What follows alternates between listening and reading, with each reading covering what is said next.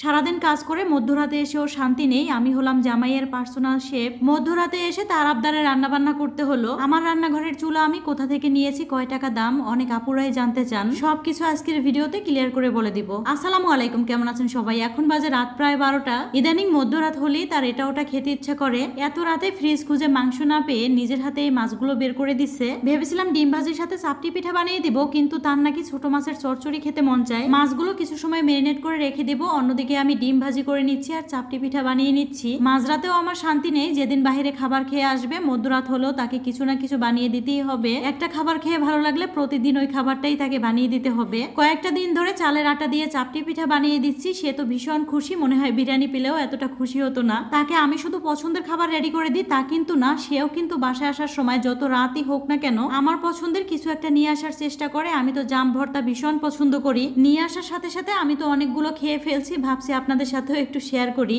আমি যেহেতু রান্নাঘরে একটু বেশি সময় থাকি, আমার এই চুলাটা নিয়ে অনেক আপুরা অনেক প্রশ্ন করেছেন। অনেক আপুদের কাছে আমার চুলাটা নাকি ভীষণ ভালো লাগছে, তাই ভাবছি ছোট্ট একটা ভিডিও আপনাদের সাথে শেয়ার করি। প্রথমেই বলে রাখি, আমার এই চুলাটা মার্বেল পাথরের, খুবই ভারী একটা চুলা। বলতে পারেন আমার অনেক বছরের স্বপ্ন ছিল আমি এরকম একটা সুন্দর চুলা দেখে কিনবো। চুলার মধ্যে যেসব জিনিস ব্যবহার করা হয়েছে প্রতিটা জিনিস অনেক বেশি ভারী আর খুবই ভালো। এই চুলাটা আমি নিয়েছি প্রায় 3 মাসের মতো। ভাবছি ছোট্ট একটা ভিডিও আপনাদের সাথে শেয়ার করব, কিন্তু ব্যস্ততার কারণে আর শেয়ার করা হয়নি। এই চুলা নষ্ট হওয়ার কোনো ভয় নেই, যদি ভারী কোনো কিছু পড়ে চুলাটা ভেঙে না যায়। এই চুলাটা আমরা উত্তরা থেকে কিনেছিলাম। সেই দোকান থেকেই একজন লোক এসে সুন্দর করে আমার চুলাটা সেট করে দেয়। 3 মাস আগে এই চুলাটা আমার কাছ থেকে নিয়েছিল 16,000 টাকা। এখন হয়তো কম বেশি হতেও পারে। একটু বেশি দাম দিয়ে কিনলো। বিশ্বাস করেন এই চুলাটায় রান্না করতে কি যে একটা শান্তি। রান্না করা তেল মশলা চুলার উপর পড়লেও কোনো রকম দাগ পড়ে না। চুলাটা যখন একটু ঠান্ডা হয়ে যায় রান্না করার পরে, তখন সুন্দর করে মুছে ফেলি। যাই হোক, এই মাঝরাতে জামাইকে তো চাপটি পিঠা বানিয়ে দিয়েছি, সাথে ছোট মাছের চচ্চড়ি আর ডিম ভাজি করে দিলাম। কিন্তু আমি এমনই একটা মানুষ, আমার কাছে তো ভাত খেতে ভীষণ ভালো লাগে।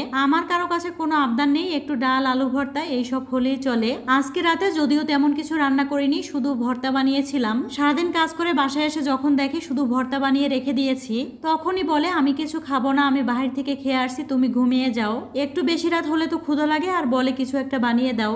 তার সাথে রাত জেগে জেগে আমারও তো রাত জাগার একটা অভ্যাস হয়ে গেছে। রাতে খাবার খেয়ে ঘুমাতে একটু দেরি হয়ে যায়। সকালবেলা ঘুম থেকেও উঠি দেরি করে। সারাদিন কিছুই রান্না করিনি, সন্ধ্যাবেলা মনে হলো কিছু একটা রান্না করি। একা যখন বাসায় থাকি রান্না খাওয়া কোনোটাই মন চায় না। তারপরও বাঁচার জন্য আমাদেরকে অনেক কিছুই করতে হয়। যাই হোক, অনেকদিন পরে আজকে বেগুন রান্না করব। চিংড়ি মাছ দিয়ে আলু বেগুনের একটা ঝোল রান্না করব। কতদিন যে এই খাবারটা খাওয়া হয় না।